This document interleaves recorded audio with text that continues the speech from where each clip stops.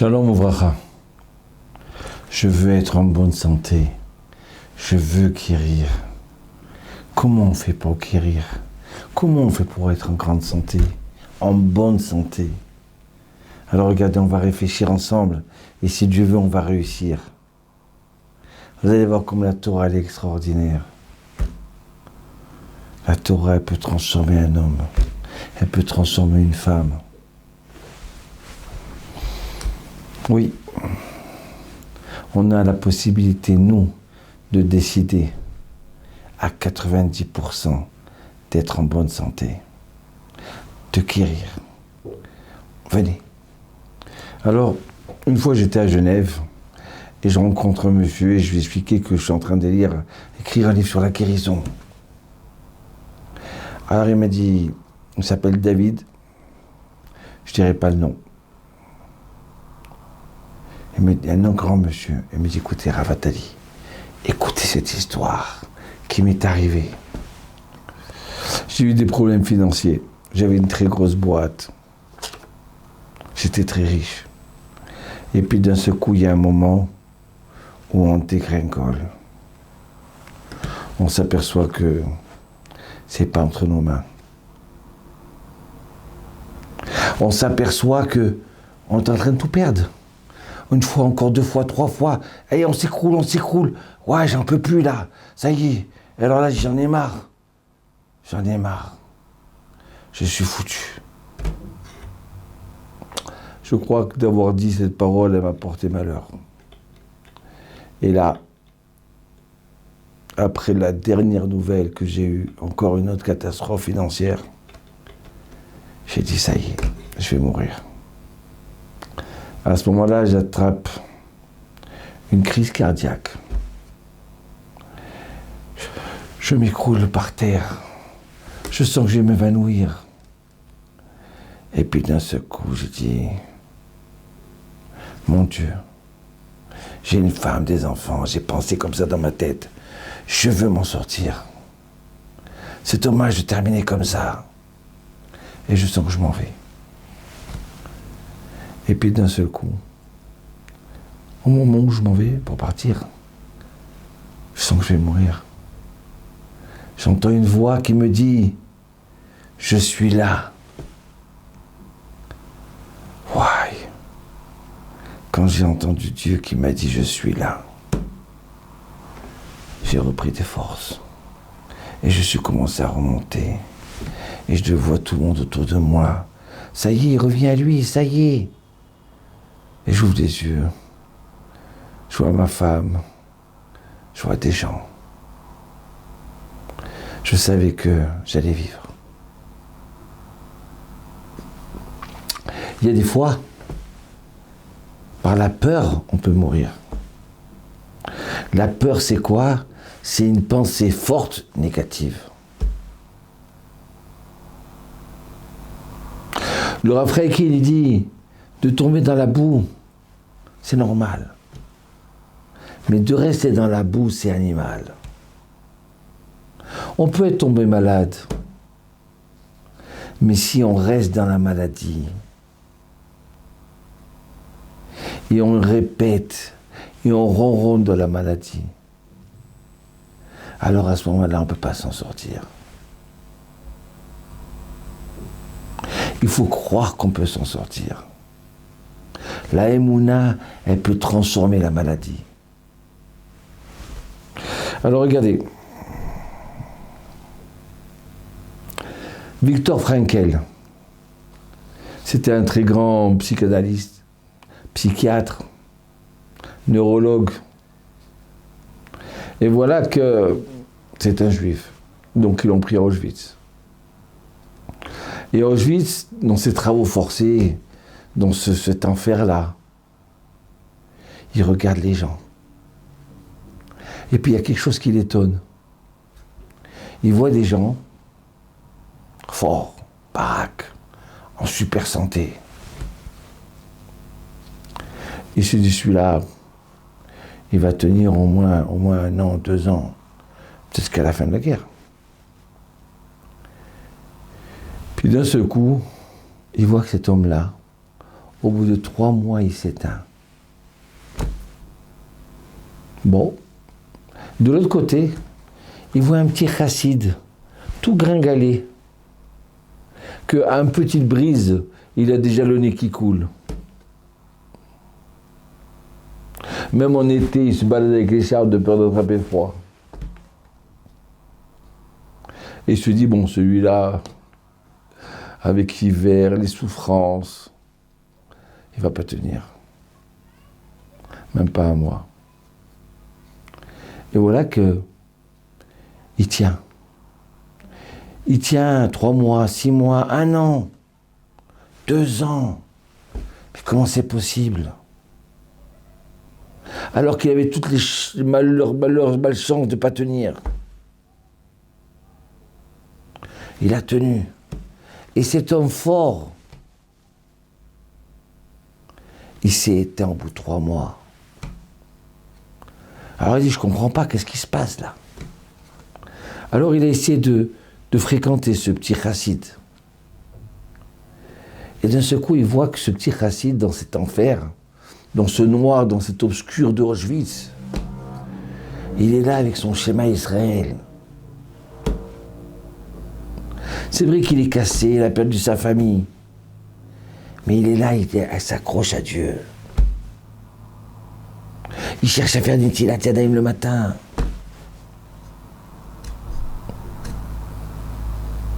Il cherche à savoir quand est-ce c'est Shabbat. Il a une émouna qui le garde en vie. Alors que cet homme-là, qui était fort, c'était quoi sa émouna? Sa force. Ah, je suis fort, je suis invincible. C'était ça sa vie. C'était ça son idéal. D'un seul coup, il rentre dans un camp où la force, elle est 0. D'un seul coup, il y a 20 nazis qui le bastonnent et qui l'humilient et qui l'écrasent. Donc tout ce qu'il a construit dans sa vie, sur sa force ou sur son argent, ça ne vaut plus rien ici.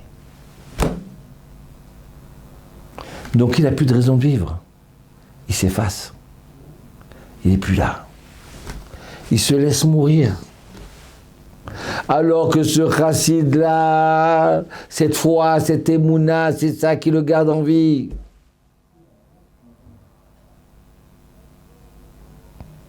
Il a tenu plus. Ce petit gringalet là, qui s'enrhumait pour n'importe quoi, il a tenu plus que les gens qui étaient en bonne santé. Why? Mais qu'est-ce qui s'est passé? Alors Victor Frankl, il a écrit plusieurs livres sur ça. Une théorie qui s'appelle la logothérapie. Il est parti en Amérique et il a parlé. La force de la pensée. Quelqu'un qui pense positif. Quelqu'un qui a émouna. C'est quoi la émouna? C'est le contraire de la peur. La émouna, c'est plusieurs pensées positives. Une pensée forte. Et bien d'un seul coup, cette émouna-là, elle dit au cerveau, je crois, je vais réussir, je vais gagner. Puis d'un seul coup, qu'est-ce qui se passe? D'un seul coup, les globules blancs, les globules rouges, le cerveau il envoie, aïe, ça y est, tu vas guérir. Tout le corps va se battre pour guérir. C'est pas merveilleux ça? Alors écoutez encore, deuxième exemple. La Gemara Brachot au Talmud, merveilleux Talmud, il nous donne cette joie, cette intelligence, ce savoir. Il nous raconte que le roi Chezkiyahu, il était malade. Et Dieu il dit au prophète Isaïe, vas-y, va visiter le roi qui est malade. Donc Chezkiyahu il rentre pour visiter le malade. Chezkiyahu il le voit, il voit Isaïe qui rentre. Ah merci, tu viens me visiter, merci. Et puis à ce moment-là, Isaïe reçoit une prophétie. Mon cher roi, je t'annonce qu'il te reste quelques heures pour annoncer ton testament et dire au revoir à ta famille. Parce que tu vas mourir. Et tu ne vas pas vivre dans le monde futur. Ouais. C'est ça le Bikour Cholim, c'est ça, visiter les malades. Ah, c'est une bonne nouvelle, tu m'annonces, hein. Là, il dit, c'est pas ma faute, c'est Dieu qui m'a dit de te dire. Donc je te dis. Il dit, pourquoi? Comment c'est possible? Je vais mourir et je vais pas vivre dans le monde futur. Mais qu'est-ce qui se passe là? Mais moi, j'étais un roi tzaddik. Oui, tu étais un roi tzaddik. Simplement, tu n'as pas voulu te marier. Et tu n'as pas eu d'enfant. Oui, je vais te dire la vérité, j'ai pas eu d'enfant, pourquoi? Mais parce que j'ai vu dans la prophétie, dans l'esprit divin, qu'il va descendre de moi des enfants qui vont être des idolâtres. Je vais avoir des enfants qui vont faire le contraire de ce que tu y veux. Ils vont créer des théories comme quoi c'est important de vivre comme ça. Ils vont traîner mon peuple dans la faute. Alors, Ishayahu, il dit, bon, très bien, je comprends pourquoi tu ne t'es pas marié, je comprends tout ça, mais tu as une mitzvah de te marier, tu as une mitzvah d'avoir des enfants. Donc, qu'est-ce que tu fais? Toi, tu t'occupes d'éducation de tes enfants. Tu donnes le maximum d'argent, le maximum de professeurs. Tu réfléchis comment les aimer pour les faire grandir. Mais le résultat, c'est entre les mains d'Hachem. Toi, tu fais le maximum. Alors, Reskiaoui dit, tu sais quoi? Tu as raison. J'ai fauté. Alors, tu sais quoi? Donne-moi. Moi, je suis célibataire. Toi, tu as une fille, hein, Isaïe? Alors, donne-moi ta fille et on va se marier ensemble. Et comme ça, on aura des enfants. Alors, Isaïe lui dit, mais tu n'as pas compris. Hein. Dieu, il m'a dit que tu vas mourir là dans quelques heures. Il est 8h du matin. Donc, à midi, tu vas mourir. D'accord? Donc, ça y est, c'est terminé. C'est terminé. C'est pas un professeur qui a dit ça. C'est pas moi qui ai dit ça. C'est pas un docteur qui a dit ça. On peut tous se tromper. Là, c'est Dieu qui m'a dit. Dis-lui qu'il va pas vivre, il va mourir dans ce monde, il ne vivra pas dans le monde futur. Alors, Reskiaou, il lui dit, Ben Amos, fils d'Amos, il n'appelle plus Isaïe. C'est une façon de dédaigner la personne. Moi, j'ai reçu de mon grand-père et le grand-père de mon grand-père, le roi David Améler, qu'on n'a pas le droit de désespérer et que même si une personne elle a une épée qu'il a sur le cou et l'ennemi va lui couper la gorge, ça y est, c'est la fin. Qu'est-ce qu'il y a d'autre? Il ne peut pas avoir plus que ça, impossible. Déjà le tranchant il est là, c'est pas, même si l'épée elle va tomber avec une pierre, ça va me couper la gorge. Donc ça y est, c'est terminé, il n'y a plus rien à croire, il n'y a plus rien à espérer. Le roi David Améler, il a dit, moi j'espère en toi, même si je sais que je vais mourir dans une seconde. Je n'ai pas le droit de désespérer. Moi j'espère en toi. Tu as compris, Isaïe? Même si Dieu il a dit que je vais mourir, le fait que je reprends ma émouna et que j'espère que Dieu va me sauver, eh ben je peux arriver à m'en sortir. Même si c'est Dieu qui l'a dit. Ouais. Regardez comme c'est extraordinaire là. Quelle leçon là. Et comment se termine cette histoire là? Cette histoire elle se termine que Isaïe il a dit à Ishayahu, il dit à Reskiahu, bon ça va, tu as raison. On n'a pas le droit de désespérer. Allez, j'amène ma fille, vous allez vous marier. Ils se sont mariés et il a vécu encore 22 ans et il a eu des enfants. 22 ans de vie en plus, il a eu grâce qu'il n'a pas désespéré. Il y a des gens qui disent, ah tu sais le docteur il a dit ça y est, c'est ça, c'est foutu, il y a ça. Mais, ah non mais ça y est, la police elle rentre, l'ennemi il est là. Et alors? Combien de Dieu est la solution à notre problème? Et si on n'espère pas, rien que de la peur, on peut mourir.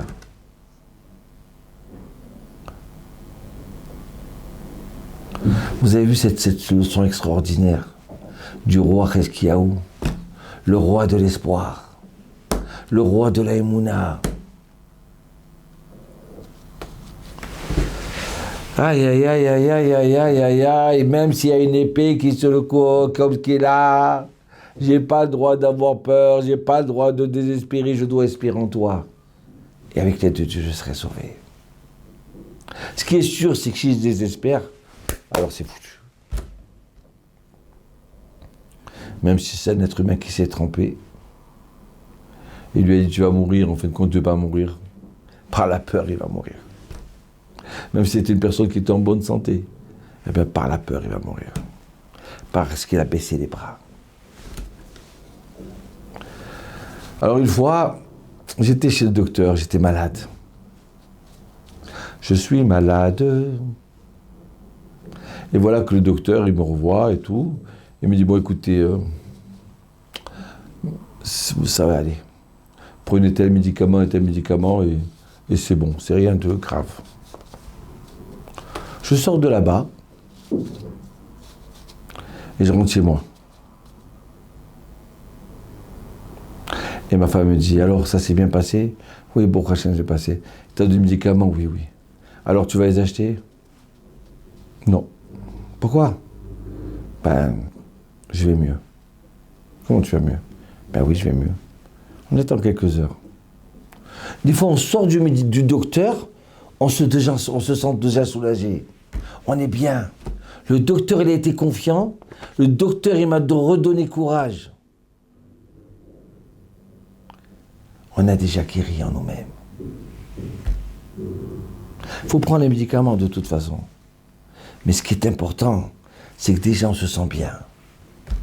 Comment ça se fait là? Qu'est-ce qui s'est passé? J'ai eu confiance dans le docteur. J'ai eu confiance dans ce qu'il m'a dit. J'y ai cru. J'y ai cru. Le cerveau, il a envoyé ses soldats. L'armée, pour tuer les microbes et les virus. Alors bon, il y a un sgoula. Il y a un sgoula comme ça veut dire quelque chose de propice pour guérir. De dire ce passage de Isaïe, paragraphe 38, du verset 1 au verset 20. Le dire plusieurs fois. Ou au moins du verset 9 jusqu'au verset 20, 11 versets, à le répéter au moins 7 fois.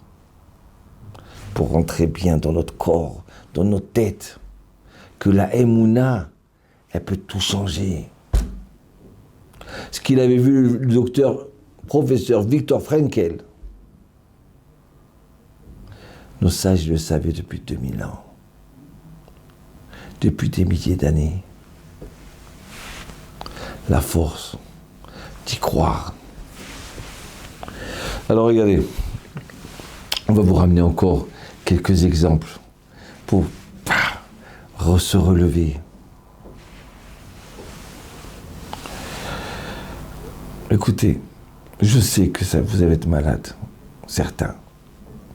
Je sais qu'on a mal, qu'on a des douleurs. Quand une personne est malade, miskena, combien on peut souffrir?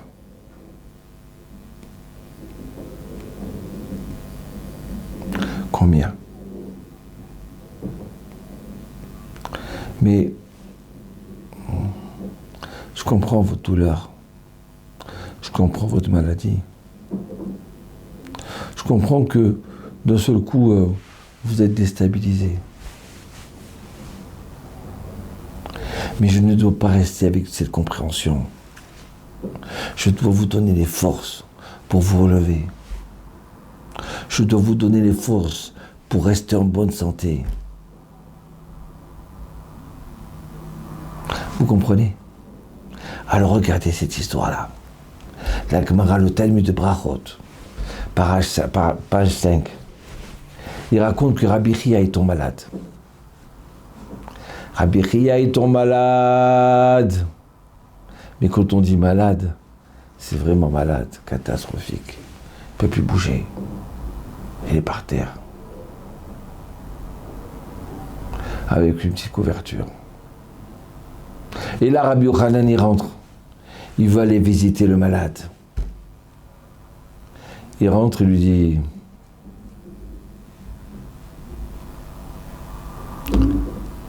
est-ce que tu veux continuer à souffrir? Et la Rabbi Chia lui dit non. Je ne veux pas ni la souffrance et ni le gain de la souffrance quand on souffre. Rabbi Yochanan lui dit bon d'accord, alors donne-moi ta main. Il lui donne la main et il le lève. Et ça y est, il est guéri. Alors quand j'ai étudié ce passage-là, il y a 30 ans de ça, aïe aïe aïe, j'ai eu des forces, mes yeux ils ont illuminé, on dirait que j'étais dans un autre monde, le monde du Talmud. Ouais. Est-ce que tu veux rester dans ta souffrance? C'est quoi cette question-là? Rabbi Yochanan, il a voulu créer. Quand une personne elle est malade, elle n'a plus de force. Elle est écroulée. Elle veut entendre personne. Elle veut rester dans son monde, dans son coin là. Et des fois même que Dieu nous en préserve, se laisser partir. Rabbi Yochanan dit, est-ce que tu veux les souffrances? Je sais que tu as mal. Je sais que c'est dur. Je sais que pour toi, c'est la fin du monde. Mais est-ce que tu veux rester là-bas? Est-ce que tu veux rester dans la boue, dans le malheur, dans cette maladie-là? Il a essayé de réveiller chez Rabbi Chia une petite volonté de soleil, de guérir.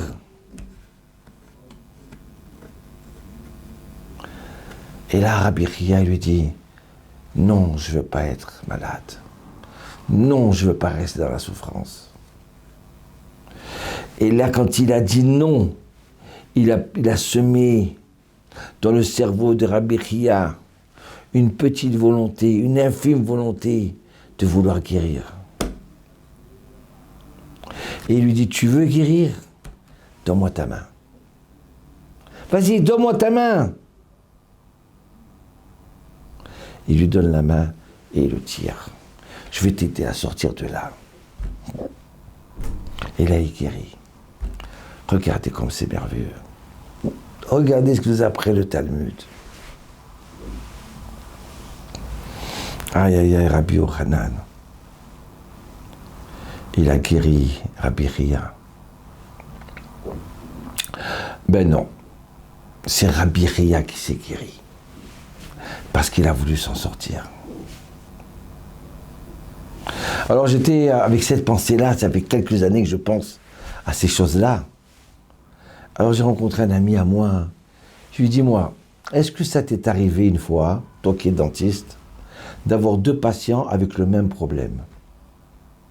Tu les as soignés pareil, avec le même médicament, et tu as eu des réactions différentes.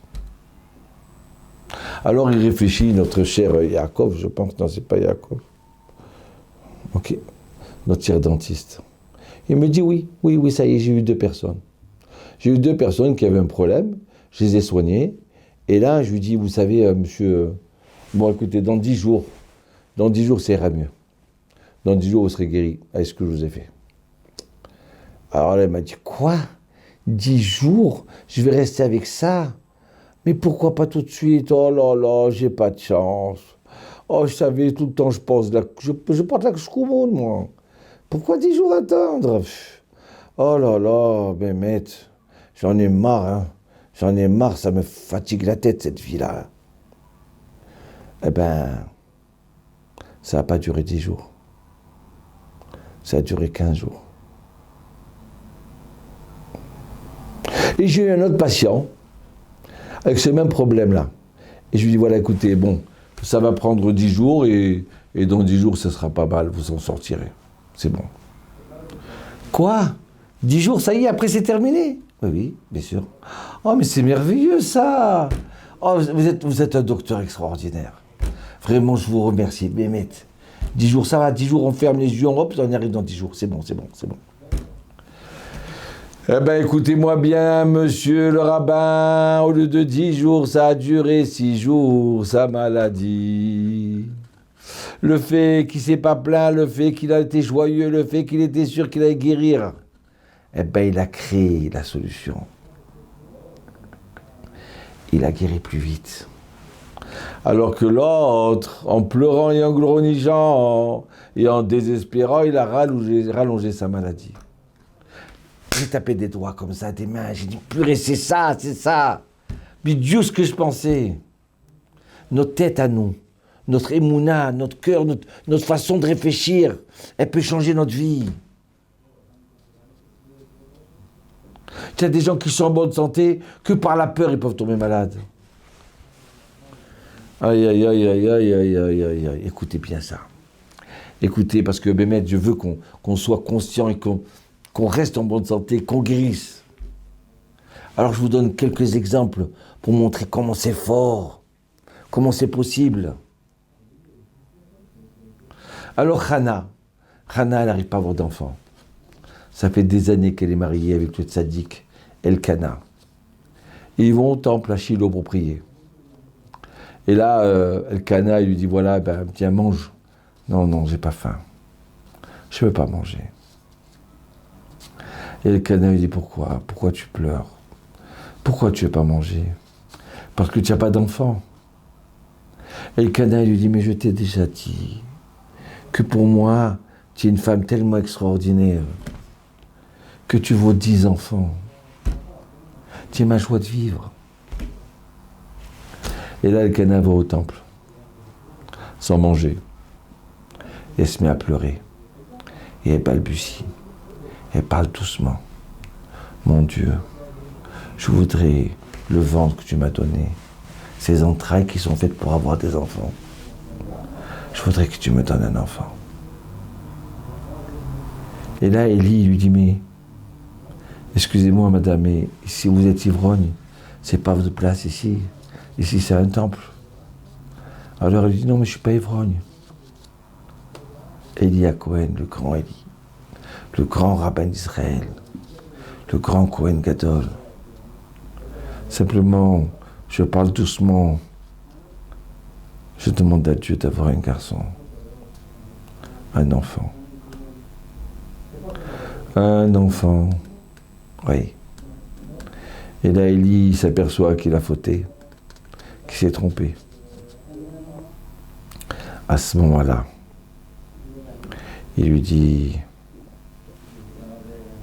Dieu, il va t'écouter, madame. Il va écouter ta prière elle est exaucée. Et là, il y a marqué à ce moment-là, regardez comme c'est merveilleux, hein, il y a marqué, Vatochal. Elle est partie, elle est rentrée chez Élie, elle est partie manger. Ça veut dire quoi ça? Alors, le passage qui dit comme ça, c'est pas alors Shmuel, regardez bien dans Samuel, ok? Paragraphe 1, Shmuel 1, paragraphe 1, d'accord, versets 17 et 18. Il lui dit comme ça, Vayan, et lui dit Élie, va en paix, et le Dieu d'Israël, il va écouter ta prière que tu lui as demandée. Verset 18. Vatomer, vatimsa shifrater chen benecha. Va-t-elle, elle est partie, la femme, sur sa route, dans son chemin, et elle a mangé. Et son visage n'était plus le même. Le commentateur Metsudat David, il dit, ça veut dire quoi, elle a mangé? Écoutez bien ça. Oui, maintenant elle mange. Elle avait plus de tristesse. Pourquoi? Elle a mangé, elle avait plus de tristesse. Pourquoi? Parce qu'elle a eu confiance dans la prière d'Élie. Elle a tellement eu confiance dans la prière d'Élie qu'elle a eu envie de manger. Que son visage était rayonnant. Il était plus triste.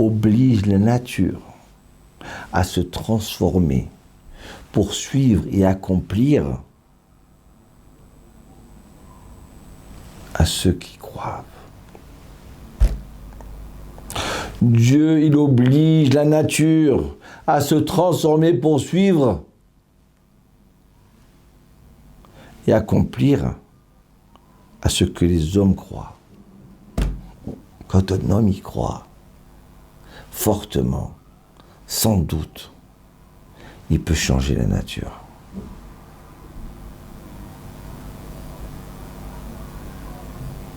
Vous comprenez? Avraham Avinu, il était malade le 3e jour de la Brit Mila.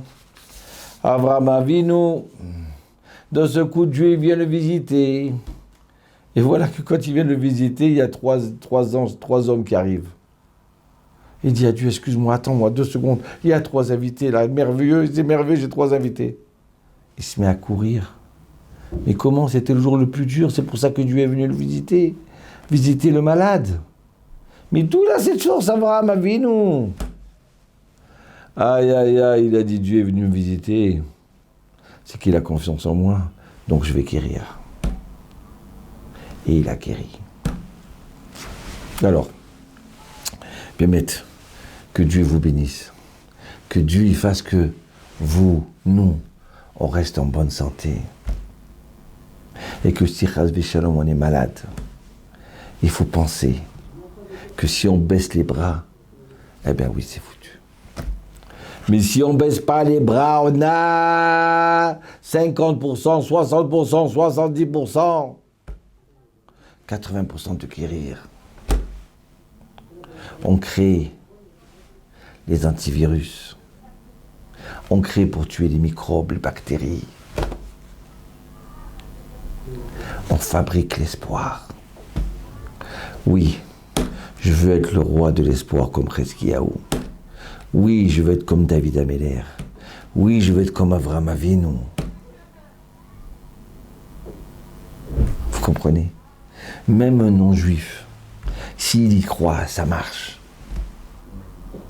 Allez, bracha vatzlacha, on va gagner.